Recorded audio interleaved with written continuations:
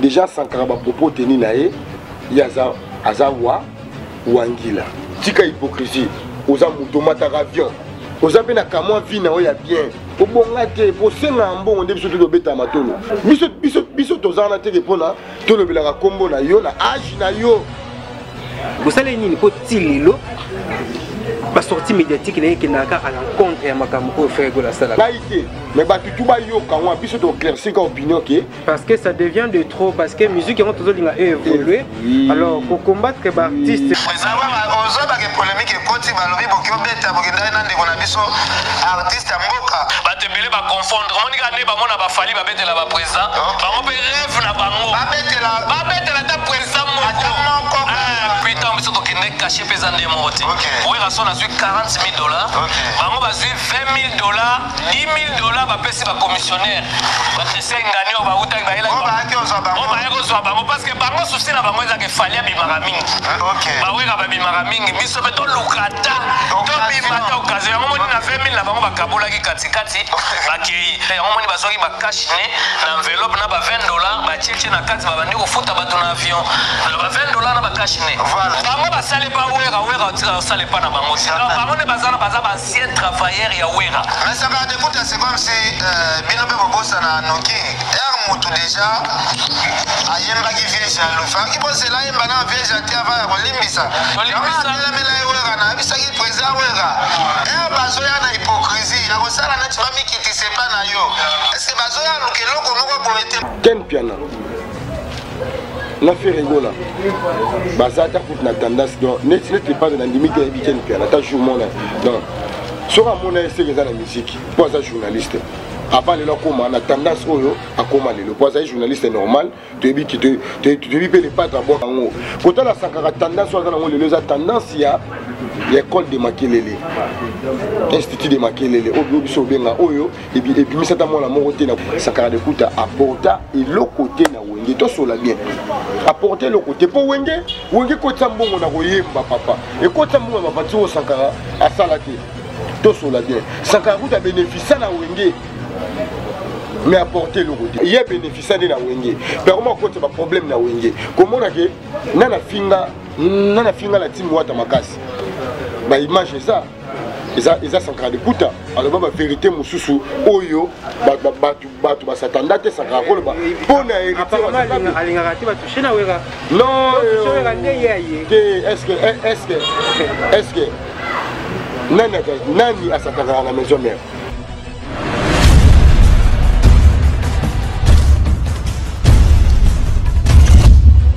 Oui, salut fidèles internautes, chers abonnés de Emergence One Télévision. C'est un réel plaisir pour moi de savoir que vous êtes tellement nombreux devant tous les moyens qui vous permettent de nous suivre en ce net moment. Et vous êtes partout à travers le monde de Bolingaka Emergence One Télévision, Bolingaka Arnold Mido, Monsieur Sapis. Donc merci n'a encouragement, merci n'a conseil. Donc merci à l'éternel Dieu parce qu'il a permis à ce que tous allons encore en vie. Et yo nangai et puis l'invité au Tokoyambalelo. Et là je dirais directement pour remercier tous ceux qui nous soutiennent donc de près tout comme de loin. Là je vois directement Sandra Ntumba et Carlos José depuis Londres et sans oublier Mireille Sibou la parisienne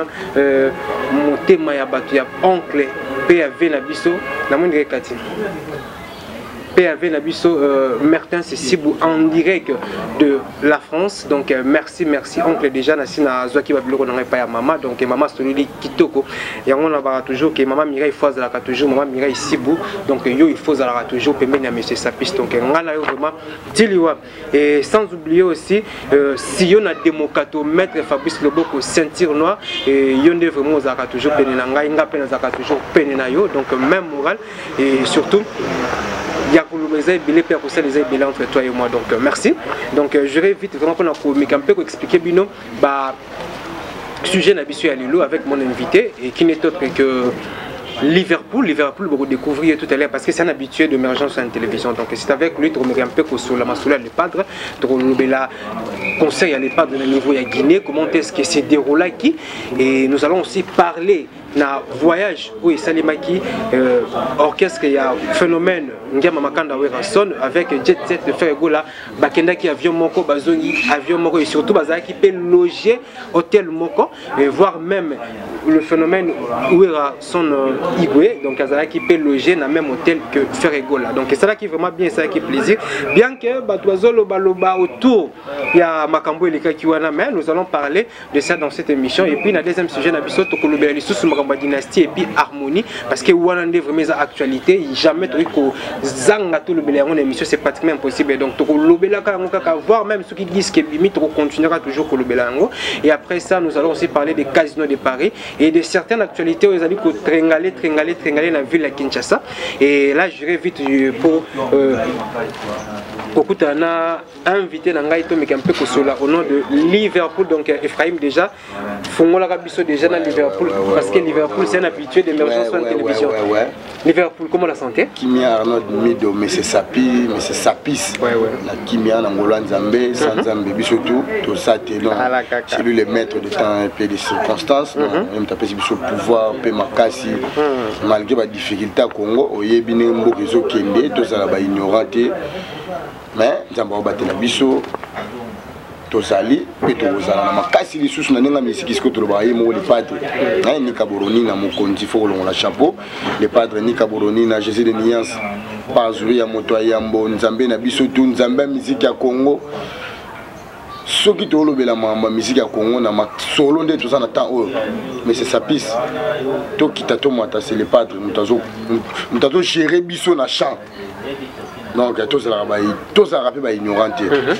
Yango wana na kenda mbango pe na bureau na moni DG Blaise Paul Musala ebele mayele ebele makambo kitoko yo pembe na les padres Musala les okende bien ba ko critiquer yo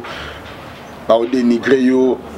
ba ko loba na kombo na mais biso to na confiance na pour yo mutozana les padres yo mutozali to les padres pour ça DG secrétaire général de l'orchestre donc za coordonnateur de l'orchestre donc félicitations à Boulot, félicitations à Pichu Botongo ancien, félicitations à Guilhem Avakal ancien. Staff il a fait rigoler à côté qui ça va tout qui est à Paris na mon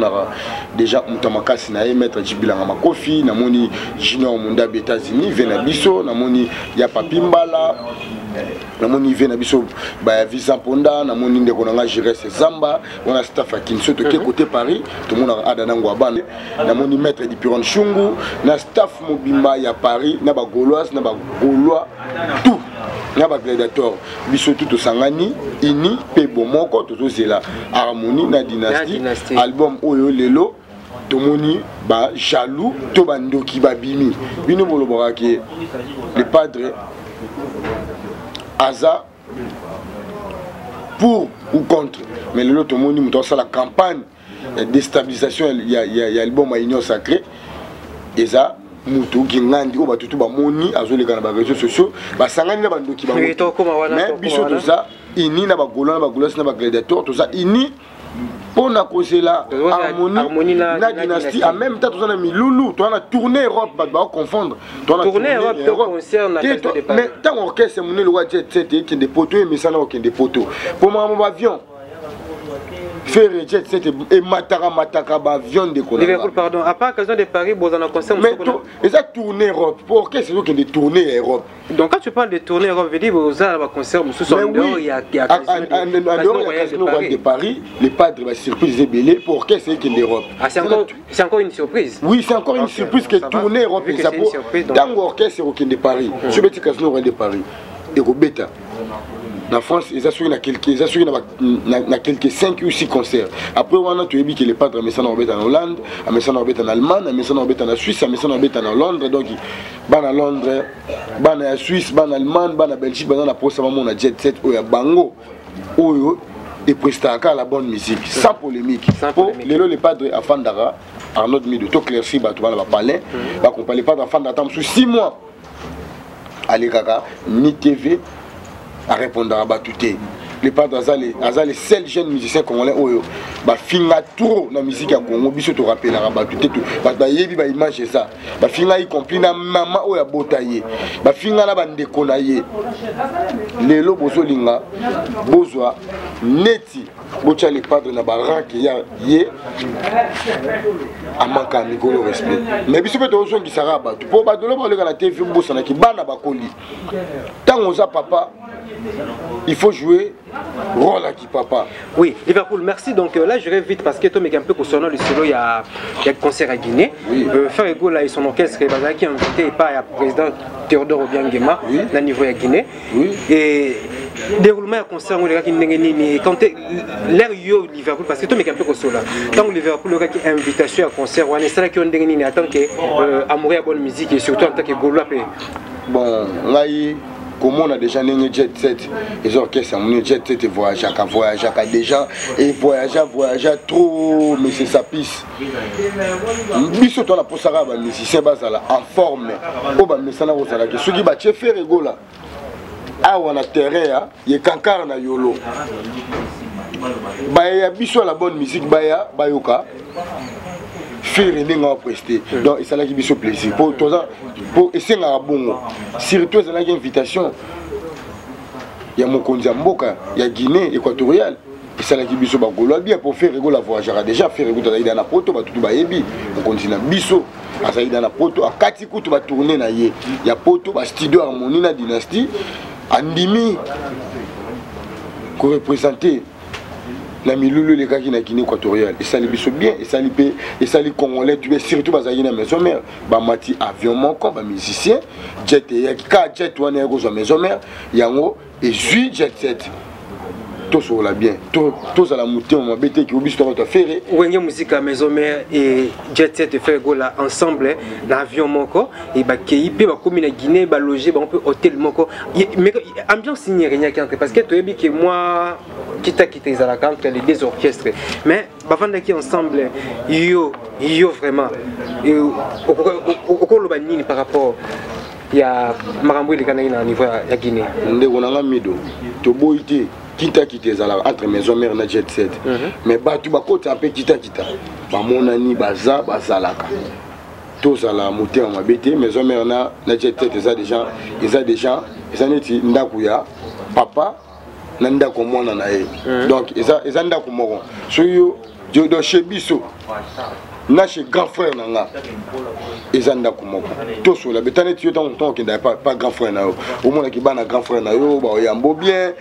moi ça grand frère na bino yambo bien ye moko grand frère soka yo moni ki naza et pas na bisukani na za na palin ou tout na grand frère quand on est grand frère mon ya chez yo mido on se sentit à l'aise on a sentara chez bino donc vous avez ensemble na oyo à sentara chez donc maison mère na jet set eza presque eza ndako moko pour bango tout ba uti na libumuya le roi de la forêt et ça li biso plaisir pour nga landa ki blesse créateur na TV na pesa mbote na fils amieto la dimanche et pas ya maman na biso mba botongo alobi balia ki hôtel moko sauf le roi de la forêt na les padres baza qui peut hôtel moko mais bango tout ba musicien aux à la chef tellement que vous participez dans le rôle de musicien aux agents hôtel Bablesse Carter donc félicitations à la chef Nabiso Papi Gakol c'est Bondo déjà tout le monde qui aux père de famille Edika Line Edika Chilo bien merveille dit bien puis maman Nabiso ligne d'énergie aza super en forme donc tout le monde là wana mais maison mère na jet set problème est ça pour nanga oui problème est ça bah congolais tout basé qui vraiment rencontre soit basé la rencontre là à Ferrego là et son père Wilson Igwe Makanda le roi de la forêt et il s'attendait à ce que peut-être que kuna niveau ya Guinée bah ça la vidéo bah c'est retrouvé dans podium moko même chose grave et comité je sais pas contre-temps est-ce que bazali ko vanda et permettait qu'il ba kuta na tête non parce que c'était aussi une occasion ya kuta na ya des grands musique na biso Arnaud Mido biso tout s'attendait qui na nga kuta na regarde le roi de la forêt na le pas de temps sous to vidéo mais batu ba bossa na teke et venemeza libe venemeza wana eza bakendaki ko prester na cadre ya milulu ya mboka ya batu mais oyo les padres basoli na le roi de la forêt pour balali hôtel moko aza papa na yaza petit na ye yaza donc tout le baza grand frère na petit frère baza papa na mwana non nde bazalaki bongo oyo le roi de la forêt basolo la gina na les padres biso tout ba fanatique na ba musicien maison mère na musicien jet set moto ayebité mais yo zo affirmer peut-être que bako ko sola pe là il na so affirmer que baza un problème actuellement. Les problèmes ils ont raté depuis. Autrement que monsieur baoloba. Mais puis les chefs d'orchestre oya wenge. Oyo atika elembo na wenge à part papier kakol c'est bon de la machine ils ont les pas. Tout contredit que pour preuve exactement là au stade de Martyrs le roi de la forêt présenté tout vient sur la costa auto songa. Mais bandou les gens à YouTube. Pour nga bis tout au songa na YouTube. Le roi de la forêt a ABC bateau au satellite. T'as le roi de la forêt benga les padres satellites à musique à Congo. Bateau bo sana pour preuve ça. Ba preuve ça ndeko na nga pour preuve ça stade de Martyrs tout bazala. Abenga satellite yé bon mec. T'as na franchement le roi de la forêt là-bas il faut soutenir yé makasi. Na concert à stade de Martyrs où à laquelle les ba petit poteau au porte boukana. Les roi de forêt là-bas au satellite. Tant à présenter maison même au Bimba. Nous doit sous à présenter les padres au satellite. Ma fanatique à maison mère ils ont mérité. Ma femme à la maison mais va soutenir. Na laquelle elle est dans petit poteau à laquelle elle est. Na habité sur bilo wana sankara de kuta ko sana ngosuna mutu poza mutu. Pour faire bisonde photo sana na mutu. Bisonde za contre sankara de kuta tout ça la clair. Tout ça peut être que pona to fin la maison mère. Pour le be komake a omoni ndenge les padres mankaka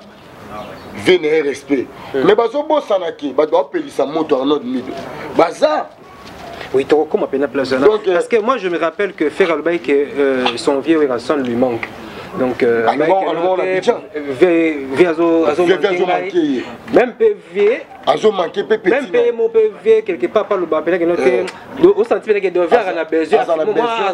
moi rencontre mon appétit mais c'était l'occasion mais tout le monde apparemment le salamité événement au bango là o ezate ki o matanga c'est tous la banque un jour la featuring te événement sali maison mère aux États-Unis de Paris est-ce que frère Gola kozala yango na biso to lo ba surprise c'est ça les pas de pays mo lo ba surprise c'est belé prévenir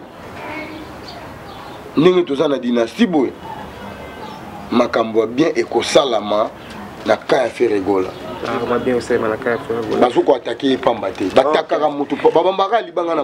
merci Liverpool, déjà ça fait un grand merci au couple béni par Dieu, la famille Fouloumé où ils ont vraiment parce que Ereka et surtout moi on a Igor Fouloumé donc c'est un couple béni donc il a pu vraiment beauté depuis Australie Igor et Ereka Fouloumé vraiment je suis de cœur avec vous et Liverpool Mireille ici vous donc raison pour laquelle on a dans le canon parce que l'autre fois au Lekaki donc au mec un peu qu'on éclaircir bagolo et puis au mec un peu qu'on va vérité parce que c'est un papa véri bien sûr papa véri donc et ça lui fait bien les lots tout sur la vérité parce que il y a Koloba Ezali oui tout sur conseil les qui conseil les qui te connaissent pas conseil les qui te maintenant l'orchestre est zongi na Kinshasa et c'est comme Makambo et Bandi moi je veux te remarquer que Mikolo Makambo tout faire à ça là Makambo tout jet set tout ça là Sankara se pointe toujours Ken Piana se pointe toujours pour fustiger et pour critiquer alors moi je me pose des questions du genre que pourquoi seulement ce qui fait à ça les mouvements, on a mis balai, donc c'est comme si on remet ça la dio contre Fer Gola. Oui. Au juste, c'est quoi? La relation na maison mère, ils ont la kamalamu, toi ils ont la kamalamu, t'es bossé la hypocrisie. Bon, éclaircir nos biseaux bien, yo bandeli bien que Sankara de Kuta na Ken Piana. Déjà Sankara ba propos teni nae, yaza azawa wangila. Aza dans le cas, il y a côté à Makelele. Aza dans le cas de Bandeke. Pour y payer tout tient à grand Bandeke. Je suis sûr qu'il hypocrite. Dans l'antica, attaque au. Mais tout ça, tu auras 100% fait jusqu'à la vie, jusqu'à la mort. Pour tout ça, va Gaulois te décider. Tout ça, Gaulois à vie. Dans ça, Gaulois, on a beaucoup de Gaulois, falloir il va comme aller au moins Gaulois à vie. Tout cas, tu as beaucoup de gens là pour est compliqué. Bah, il y a c'était Gaulois à vie. Là, ça Gaulois à vie. kotala d'abord Sankara d'écouta Sankara na kimukolo na ye kimukolo na auto sana wenge Sankara za suna wenge maison mère na wenge maison non ye muta lobelaka wenge ye muto toujours à défendre Sankara toujours la première hein te totika hypocrisie totika hypocrisie mambo photo ke nango bena bien Arnaud Mido photo claircir ba ya bena ba caméra to claircir ba tout ce bien to monique hypocrisie za na kati Sankara suna wenge te Sankara komi na camp ya ba warrior alo bango alo bingala za warrior to sola bien Sankara binga na warrior kota ken pe pas ça da warrior net biso da ba golo mais biso association ba warrior pour combattre Ferregola moi na wenge en même temps Sankara lo ba maramba maison mère tika hypocrisie oza muto mataka avion to sola sko vérité mataka avion o lobi poza père oza na bana oza pe na kamwa vie na o ya bien obonga na nuté obonga te po senga mbongo nde biso to beta matolo Sankara d'écouta wewa o sengaka biso tozana te pona to lobelaka kombo na yo na âge na yo papa na Samantha bana no bakoli eza soni komona ke yo na wenge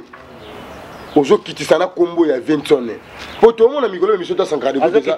kitite te to mona mikolo sa fierté à maison mère te sa fierté à maison mère to sa fierté ya ba warrior to mona biso ta Sankara d'écouter les mikolo yo to za ba hypocrite te na comprendre te même ba gouver les golo ba bougard de la presse ba claircir ba tout Sankara alo bien ngo to ba on émission na ken pena ah sikoyo oui nazala ba audio moko na kochela yo ngwa tala siko mamba bon Sankara binga na warrior donc sikoyo olonge na quand même po biso to kaka ba golo ba descendre à maison mère golo zaka wenge to zaka wenge to kena kam soute au juste pour ça là nini pour tilelo ba sortie médiatique na yekenaka à l'encontre ya makambo au Ferregola sala au juste pour ça là nini comment na au solo la ya Ferregola na le roi de la forêt déjà Sankara d'écouta na Guinée te faux asa kitende ko na ba tutu ba Hollande ba yebi siko ba propos tenir Sankara bimisi une mission peut-être ba sala kina nandoki wana pour ken pena c'est sorcier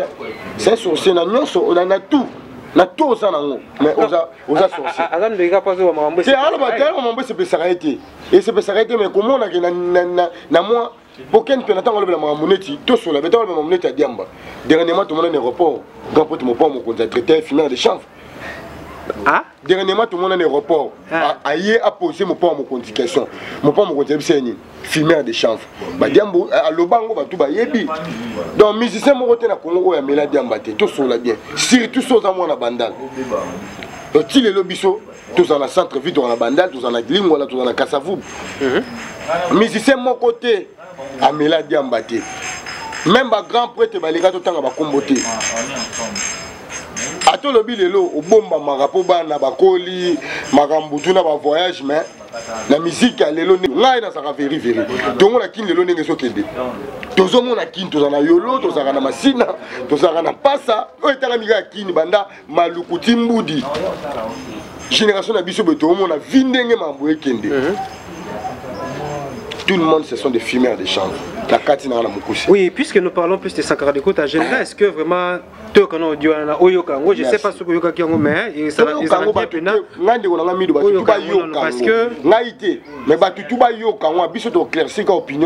parce que ça devient de trop, parce que la musique a évolué. Alors pour combattre les artistes, donc il n'y a pas les artistes, les padres. Oh lelo azo esime intérim yaba papa Madilou yaba papa Pepe Kale yaba papa Kinkesere mais na po ko yemba te obeta no ndenge nini obeta osala no nyoso yo ko osala na yo mais mamba ko yemba eza des choses différentes tout le monde a concert ya manga na biso ya mamba papa yemba awa naka ya ba wangila tout le monde ndenge sala ba bêtise mamba RTL. Oui donc Ephraim na niveau ya montage na niveau ya caméra donc to meka un peu ko canal to canal mamuni na lobby parce que nga personnellement oui Mido et ça n'a pas parce que nous voulons que mission peut qu'il bosso alors musique on sait que les bosso na ba bêtise je sais pas bino boleka ka bofinga ka yebe yango yeba leka ka finga ka bino te biso critique ka bino finga to meka ba vérité to lo bake ta mususu azara na ba na intérêt mo personnel kuna bo déjà pour nanga déjà pour nga même Odile Manzaka lobango nga na lobaka Odile Manzaka moi si nzamba lobango ke ça ka d'écoute actuellement ça pour nous créer des problèmes na komba wera son azana deux tendances. Donc vous lui traitez des problématiques, c'est ça? Oui, azana deux tendances. À la tendance il y a osenga batu ba mbongo na tendance à le roi de la forêt bon makambo papi ka kola ya loba ta que chef de merci to merci bien Werason ayembela yembelo biango bianga en tout cas pour na Werason aza famille lelo Werason aza moto muta présenter biso ba chef de l'état a présenter biso ba papa Ochombe a présenter biso ba Omar Bongo a présenter biso ba Mosé Laurent Désiré Kabila a présenter biso ba onani ba vice-président ya Obianga a présenter biso ba président Kenya na ba président belé ya ba monde même na ba Uganda partout Werason muta présenter zo laksayo oyo Ferré oyo Bill Clinton oyo Seleo oyo Sankara, oyo Riche Watanabe, oyo Babindombe, oyo Lacoste, wana bango tongu maramitu. So ati ona ngumbi mutu. Prezawa ozo ba ke polémique koti balobi bokyo beta bokenda na ndeko na biso artiste mboka abeti na misu ya président. Ere kombino bo mata président ko a créer na chakyo so ba kene libela. Te ba confondre eza président eza vice président. Oh, eza président. Eza président yango moni erreur basali yango wana ba yeba ite so ba yeba ba baloba te balobi pressé. Vice président za présidenté. OK. Président Zali. Président Zali na wera na chambre bazo solola. Na 4 présidents mususu bazalaki bazo solola baki na dîner na wera. Na kati ya chambre bazo. Na kati ya chambre président wana tikalo ya na salle. Utalaki na salle camarade ya wera vice président. Théodore Obiange. Mwana président. Oyo vice président lelo batebele ba confondre. Monika ne ba mona ba fali ba betela ba président. Ba ngope rêve na bango. Ba betela ta président moko. Parce que président ngo azalaki te président tel goyate na kati ya salle yaki vice président azalaki na kati ya salle ba musique ba Guinée ba beti et kokoma sikoyo ba Guinée to ba beta Théodore azobeta maboko tango ekomi kana tawo ndeko na biso wana baye balalisi musique président la vice président la ligne kutu na kiti après mbala mo afashaki tellement makamelembaki azo ba mais wera za wapi ba c'était wera on sona na papa na bino président na chambre papa na bino prêtre de prêtre yango skoyo abaki abo na kena ngana région de Bawera. OK. Est-ce que prêtre de prêtre pe azwaki ta ya mona ba masa na o te amoni bangote ba mona bangote. OK. Eza niveau na bangote puis tant biso to kende cacher pesa ndé mote. OK. Wera sona azwi $40,000. OK. Bango bazwi $20,000, $10,000 ba pesi ba commissionnaire. Ba Christian Nganyo ba uta ba ela. O ba ke ozo bango. O ba eko zo bango parce que bango souci na bango eza ke falia bi maramingi. OK. Ba wera ba bi maramingi biso be to lukata. To bi mata occasion yango moni na 20,000 la bango bakabolaki katikati bakei tango yoko koma pe sikoyo na ndenge sikoyo bana bato babetaki conseil yango moni bazwaki ba cash ne na enveloppe na ba $20 ba cheche na kati babandi kofuta bato na avion ba $20 na ba cash ne voilà okopa donc eza eloko ozo sentir ke baza pena na problème moko sérieux omoni lelo il faut bato bayeba ke wera son roi de la forêt bakoko se comparer jamais na bana o wera sali bango basale pa wera otira osale pa na bango bango ne bazana baza ancien travailleur ya wera de toza bana misala ya wera de wera mutalakisi miso ba président wera mutalakisi do soki boza ba poli il fallait tant boye bosali spectacle na mino normal so bo se comparer msuna ba artiste moi ba ya ba Guinée ya ba Selemba wa Guinée ya ba Bongo wa Guinée bo se comparer na wera te bo wera sali miso na wera za papa tolandaki héritier na émission lobaki wera za papa azo mériter to komisa parce que patron à vie azaba patron na biso à vie donc yango moni héritier lelo nazo pese vraiment ba félicitations na ye parce que moni héritier za reconnaissant ayaki alakisi wera CD to yambi CD yango kitoko yango ezo sala succès na nzembo na ye abengisi wera na showbiz wera ye abeti événement makasi c'est ça elakisa ke héritier watana baza bien entouré pa ya bachali Rubenga et pa ya ba président Masaro et pa ya ba tête ndai maboko bank donc eza héritier za bien entouré soko za mal entouré o bano yaka na ba polémique moko boye et comme ko inisa artiste na bino lia beta musique na jambe za important na musique c'est important yango moni zo sa bango ba gaf talaka na minute oyo bino boye na ba projet bozo linga bo cesser les faits bo batu ba mona ke non bo bongisa na wera mais bo komo ya sonet na polémique moko boye na nenga cesser bozo ya to beteli président zo ka bo bosane ya ki président ya ki vice président mais ça va d'écoute c'est comme si bino be bo bosa na noki moto déjà ayembaki vieille alo faki bozela yemba na vieille ati ava ya kolimbisa telemela ewera na yebisaki président wera bazoya na hypocrisie ya kosala neti bamikitisa epa na yo eske bazoya luka eloko moko boye te po bozalaki bozorenye bosenga wera pardon te boya bomikitisa te bomoni bosili bokomi oya wera aza papa wera aza papa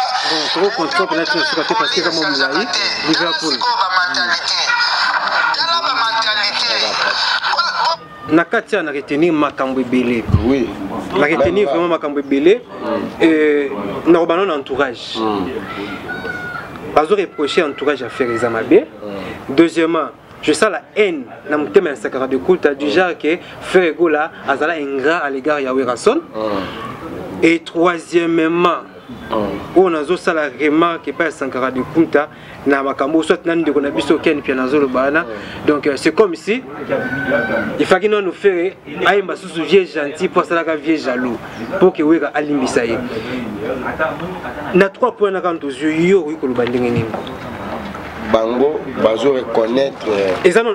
ingratitude il a fait Egola à l'égard ya Werason mauvais entourage ya mabe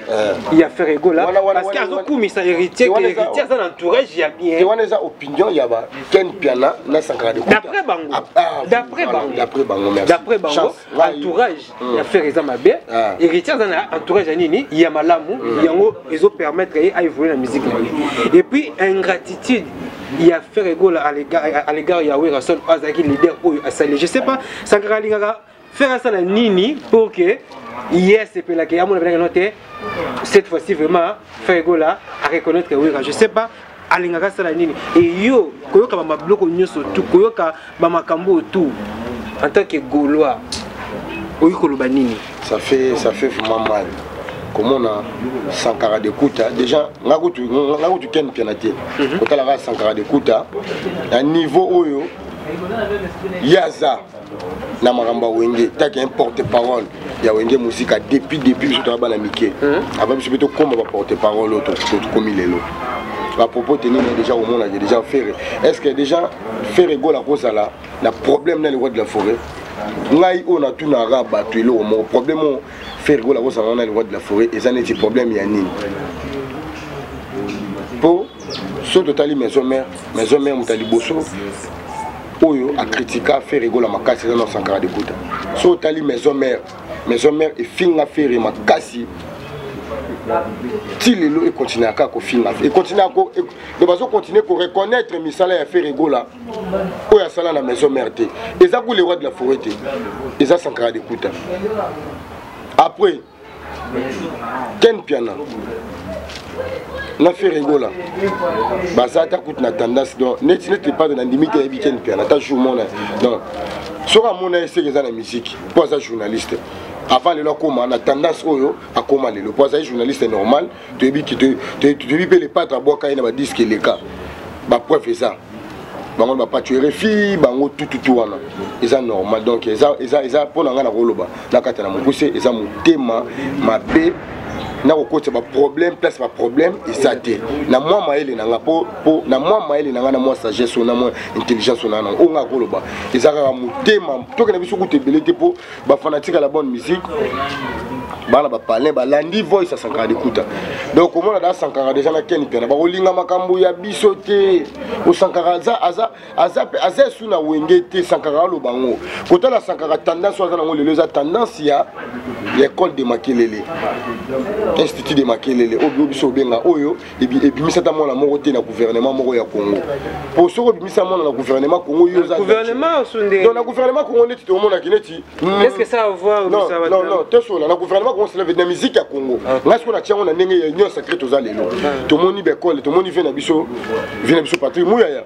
atanga ba chikine ka ya kina lelo comme ministre information to moni lelo Fabrigas a mis ba bina filé ba iba to ba Patrick Bekam to moni lelo les padres ce total lelo qui to mona bana na ba Jani Pacha malgré bazana ignorance na mutema mabe oyo bazo s'afficher lelo ce total tout le monde ba Iris Matadien surtout est-ce qu'on école institut de Makelele et ça on a critiqué na carrière bana batu donc na nyoso tout Sankara bosa na ken piana bota la télé musique ya Congo faut bango pe héritage lelo ba papa ba batika ba les padres n'incidé makelele ba donner la lelo kasi bango pe il faut pas ça la paix boulot pour bana ba yo sani do ba ninga do biso to tikala na sujet moko ke incidé makelele na selo bango eza danger donc yende azada selo bango c'est le Sankara de Kutana kenpia merci vraiment pour la nous surtout la carte na mukuse ezaka baza mitema mabe à travers Ferregola na moi maele na nga mona yo ki voice nanga moko esalinga pasi pour komona na niveau Sankara de Kuta nga na ebaraté problème moi ça les padres Yanine pour le reste de la forêt na Ferregola va ça un problème parce que biso to na ce que fait total Sankara de Kuta na Ferregola va ça un problème net Yanine au Sankara a comment Warion a lobiango clairement a doit confirmer l'émission ba fanatique toi maison mère ba odi le manzaka balandi ba manzaka manko balandi so totali ba d'élite à Ranson dans Paris ba landi ba popo tena Sankara malgré ba flatterie na vers Ranson pour makambo parti la kola ya la TV ya ngote Sankara de Kuta on la TV pour Sankara on a sentiment total émission toi les la télé 50 total émission toi on va sur ma maison mère donc hier à relais pas kaka les rois de la forêt pour le roi de la forêt ba Sankara petit nanga Sankara des gens ont vie OK dans nos poto OK d'habitat signé à travers Wera ce petit qui nos maison mère au comment travailler na on a makelele et ça la Wera et l'autre côté pour ba mission comme balonga la maison mère au bakufa le roi de la forêt ça le roi de la forêt preuve année tant intervention rapide des bandas Sankara zali petit Adolphe Dominguez c'est long oyo bisoto yebaka na oyo lo ba na TV donc venez bisoper la coste alors la vérité mon peu qu'on a côté wana ke ba soutenir le roi de la forêt ezala papa Taboulay papa Ndombo Petoun papa Lutumba Simaro papa Pepe Kale na confier l'idée oyo la coste azotanga la coste azotanga côté champ mais biso yebiki na ba moyen peu financier et ko griper kozala qui mon père mon conduit à soutenir le roi de la forêt mais na champ dans champ et code de guerre des champs maison mère et banda Sankara de Kuta apporta et le côté na wenge to sola bien apporter le côté pour wenge ko tambongo na koyemba papa et ko tambongo ba vati au Sankara à salate to sola bien Sankara Kuta bénéficie na wenge mais apporter le côté na ka batu so ba Sankara assez communication Sankara c'est non ya moto lo ba te ko apporter le côté kolanda te ba propose tenir les opinions na yé donc ils ont engagé kaka yé mais par rapport ya nga parce que les opinions na ndiko na kati travail service à rendre service rendu na maison mère service rendu na maison mère la communication ils en ont mabete mais Aleki chanteur était Lelo comme coach. Non, je dis pas qu'Aleki, mais quand même il a fait quelque chose, il a travaillé. Non, il a travaillé pour les cabas chanteurs. T'es pas chanteur à l'Omenda. Non, on a vu qu'il a travaillé pour les cabas chanteurs. Par rapport à son, il y a un rôle où il y a Zaki Nango, mais à travers moi, réalisons quand même bien. Ça, il faut le reconnaître. Non, soit réalisons quand même bien Lelo. Fallo mona, bah dire à Sankara, et cause à la bah dire où il y a déjà aux affiches. Déjà réalisons, yé bénéficiant de na wenge. Par moi côté bah problème na wenge. Comment on a que nana finga la team wata makasi. Bah image ça. Eza Sankara de Kuta alors ba vérité mususu oyo batu ba satanda te Sankara ko ba pona héritier apparemment alingati ba toucher na wera non toucher wera ndé yaye est-ce que nani asataka na maison mère eza mutu te pour bana tout wera bimisa baza danger lelo les padres lo bango to moni vidéo avec biso ba binombe na Ferregola na studio ya dynastie alobini biso tout ozalaka déjà na poto. Donc la bande côté la roi David a écouté Sima na poto. Côté la brigade le logo Azum Kanda azar na poto. Siko lelo Sankara de Kuta a commis comme misa neti biso ba goloa. To ma contre maison mère. To so ngani na makambo utaki ko le kabane passé. Ndenge ba salaki na la team moi tango magi sika. Tango héritier watana ba salaki orchestre sika. Comment on va proposer ni il y a ba fanatique kutu tout le monde a kutu concert ya wata na Angola premier concert il y a la team wata na Angola mais son mère peut voyager kenda Angola donc lelo makambo wana tout bato na team wata babosani yango pour lelo balo ke faire rigola za mabe soit bato baosela kaka bokuta na faire rigola na wera yango nde ekobuka makambo to soit Sankara na ken na ba campagne baosala contre dynastie je l'étais mo le pas moninga Sankara de kutate babino baza moninga ya ken pianate emele lia ça moninga ya ken pianate baza bato oyo basali trop na musique ya Congo. Il faut respecter les gars qui ont vécu. C'est notre slogan biso bakino. Donc déjà on va salir trop. Merci vraiment avec l'éclaircissement et ça permet aussi na abonner à Émergence One Télévision et surtout na batloko ba Dolimbenga depuis Norvège vraiment ba talaka Émergence One Télévision ba landela vraiment de près batloko ba Rodrigue Massessa mona yolo donc actuellement vraiment na niveau des États-Unis donc bambote na yondeko et surtout présence il y a Aristote Missimi les Parisiens donc ba sombi bazu Lionel Messi gratuitement.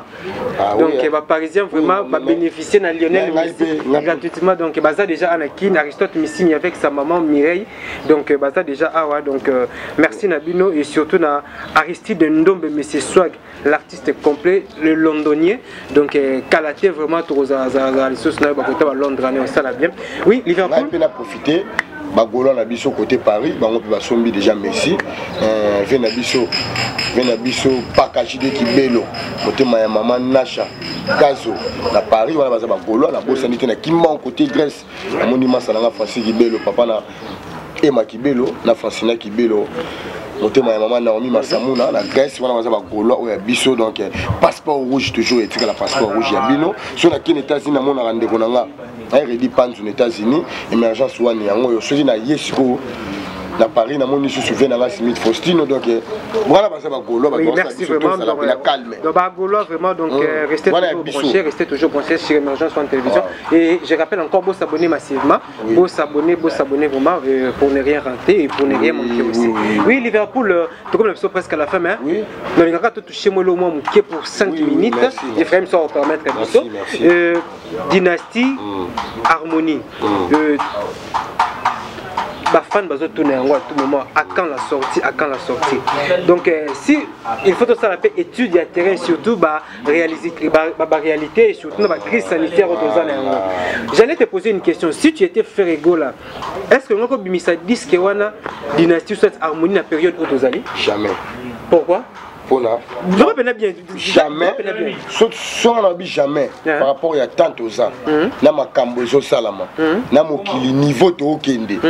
Déjà biso na Congo et le auto senga déjà musique beta raté. Le monde va DJ ba auto marché. Na popo biso lera na musique. Tant on fait la beta biso to yaka bino boche caméra to ndiko loba biso pe mona na ba couvrir le golo na ba vena biso fiston frappe na ba bougar de la presse na ba tutu ba yani kabwe. Mamuke ekotaka.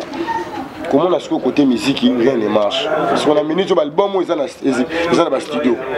Barobimisa pona ba kotisa combien to po ba gagner combien to sola. Voilà on to entre parenthèses. Pour ça m'embelé kana mokili. Ce qu'on fait rigola pona yé. Na staff technique na yé. Na entourage bolo ba neza mabe. Na habité les pas d'auteur le bangon RTVS1 et ça a neti maison mère na BCBG à l'époque ba beta ndenge nini ba le baga nini 100 ba beta 100 bien té la zongi et ça a neti maison mère na BCBG à l'époque maison mère beta frappe ndenge nini ba le baga nini 100 donc pour l'entourage elle est padre côté on a vraiment Sankara de Kouta na ba ken piano. Tu vois plan quand tu te l'équipe on a sorti l'album ce qui vraiment yo na période de misaki. N'engana bimisara te par rapport à Mamboli kana mokili surtout sur la Congo na domaine de musique rien ne marche. Pour nanga ya wana de padre azozela makampompo musique za na mambobeli. Donc déjà on a déjà comprendre déjà que admettons que yo Ferrego là donc tellement disque wana na ba temps où ils ont participé mais c'est que en même temps, ils s'appellent un boulot, les types de mon vidéo avec les bindo maintenant les padres, côté à Mikolo pour la dynastie. Toyoki Baotiko, Baotiko a annoncé un nouveau featuring entre Prince Dadju, na grand prêtre fait rigola. Est-ce qu'ils ont confirmé, c'est officiel? Déjà ndenge mamozo tambola ndenge to moni net na niveau à Prince Dadju na niveau ya papa na biso Djou na Jana na wana ko to père Koko na les padres na staff technique les padres na ba manager les padres pour la harmonie pour harmoniser album à Mindele harmonie ba to bazo confondre harmonie eza pena album ya Mindele pour wana roloba harmonie eza pena Kimundele sikona Kimundele wana les padres kolinga te information moko bima ya faux donc déjà ndenge biso tambo na Instagram na ba chaîne YouTube abatu donc ka siko pe na auto mona su ba publier photo mosusu papa na biso Juna Jana na annoncé featuring Prince Dadju et fait rigoler en même temps les padres paiement le bagike ba surprise eze belé na dynastie oui surtout c'était l'harmonie ba gola ba to na minito et assurance ni ko pesa bango pour la sortie album basé la kaka to kalaté à makambo aussi là te sur pour la bagolola bagoloise pour la bisonné netinga la souci na la benera que les padres alamba na nous boro vraiment alambango pour ba tembe pesa trop au moins bisonné ti to ba défenseur ya fait rigola boy to ya pour na kotalisa bango makambo biso ndambu to ebina kaya les padres pour na ngai bagolo bazaka du bozala tendre poto ya harmonie biso tout calme na dynastie neti tozo kende boy sur album ngo pe bimi boye na ba son ya mabe na ba mixage ya mabe na qualité mabe bana ba finga ka bagolo ya ngo biso de sa bagolo ba ko ta distraction peut-être ya mamboli kana mokili na ba polémique bon pour signaler biso to comme na suka pour makambo belé to bana tout ça émergence one télévision et c'est biso donc engager vraiment pour tout to senga na grand prêtre vraiment ba pesa biso vraiment na ndenge ngai ke na dans l'espace moki na ya kana information ya fait rigola vrai ndenge to ya kana ngo donc pour na ba golo pour la calme po harmonie et qu'on rate na ngokutu nga ebisa nga na sala débat mon nga mama fait rigola atana ole kana mutuka na ole kana taxi na moto taba meminga personnel mombo soka mutoza on est arrivé à la fin juste remerciement à 2 ou 3 personnes ba tala na minute yo pour que to clôturer mission pour na ngai to kimanga ba to ba soutenir biso na kemba onga na Grèce na monument sana na Francis Kibelo papa na Francina Kibelo charge ya Europe passeport rouge ya Schengen sur na kemba côté Paris na mona en package de Kibelo papa na Kevin Kibelo na Paris sur na ken États-Unis kuna musika na moni Redi Panzu na States na moni masa na ngai Jinon Kama na Brésil sur na zongi sikoyo Belgique na moni maître Wazali Suprême grand frère na la Faniston Bokanyanga na Bruxelles sur na Tali sikoyo côté Turquie na mon Adam Kibelo charge à Turquie papa turc na mon niveau na notre c'est lemba joyeux anniversaire vient na Richi Bokoyo soki na yesi koyo na ndenge na biso ya kin mo sikoyo ba golo na ba golo ya kisasa biso kuto adabo moko pour na c'est l'harmonie na dynastie bobo sana te casino royal de Paris bo somba billet pour mon niveau na biso c'est le scrum a somi déjà billet na ye orchestre Outaki Guinée. Merci Liverpool, merci Liverpool. La collaboration avec la Casino Royal de Paris. Chaque jeudi. Donc le rendez-vous pour le 7 novembre. Pour le 7 novembre, tout le monde se 2020. Ils ont shop tout à Mokili. 2021, le 7 novembre. Vous assurez que le concert est Nizali. Bon concert Gozala te fait rigola concert Casino Royal de Paris va confondre. Ils ont différent là concert au Pérou beta na poto. Donc Casino Royal de Paris ils ont prochainement concert réservé.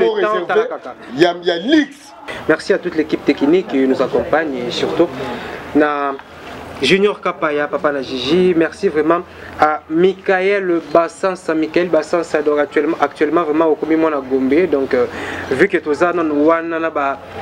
le Parisien Aristote Missimi ainsi que sa maman Mireille, donc tout ça vraiment là, donc bon séjour à Kinshasa et merci encore à Carla Itonga, mon manager privé, donc un londonien moro bien sur la Kitoko donc via Beta Arsenal, Master Thierry Henry, à Denise Bergkamp, Cheske Fabregas,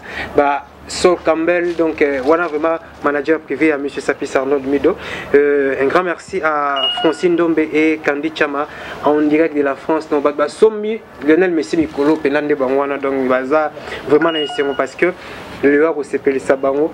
Yabani déjà que c'est Pélissabango. Donc un grand merci à Kamon Voama, Parvi Bosolo, Mbalandinga, Bana Yolo ya Solo depuis Turquie. Donc on est vraiment arrivé à la fin. Et sans oublier mon confrère de cœur Ben. Ben, c'est quoi encore le nom de la famille? Ben Mavembo, vraiment. Donc c'est avec lui, tous vraiment awa. Donc avec un niveau assistance, moi coaching, moi Simba Koto Zong Sabu et Talakaka. Voilà, frère. Donc on est de cœur avec lui. Donc merci à tous les abonnés de Emergence One Télévision. Et j'allais dire ceci pour conclure cette émission. Nous voulons à ce que la musique congolaise est de l'avant. Alors pour que cette musique est de l'avant, alors on aimerait à ce que polémique est un peu écartée. Si un peu, tu dois accepter. Critique la musique, oui, là c'est normal. Concurrence loyale, oui. Je vois des gens parler de concurrence loyale, mais concurrence on a de loyale. Non, la concurrence est loyale. Donc c'est vraiment triste. Si nous voulons vraiment que cette musique est de l'avant, là tout à l'heure, on a des vidéos qu'on a. Et ça, là, on a des Ivoiriens, on a des Nigériens, on a des évolués, on a des Liboso. Le Congo a été représenté par Ferregola et Ouerason à niveau de Guinée. Mais un Congolais a hier à l'émission pour vanter les Guinéens, les Sénégalais, mais à critiquer les deux Congolais au Kakabageneko, ça la fierté à Drago, Jibem Piana Ouerason, Oloba Pesanzela, Fabrigas, Bazolanda, Beriti Watanabe, Bazolanda, Ferregola, tout. Et que ça l'a bien, donc merci vraiment, donc on est arrivé à la fin, donc on se retrouve très prochainement. Je vous aime bien.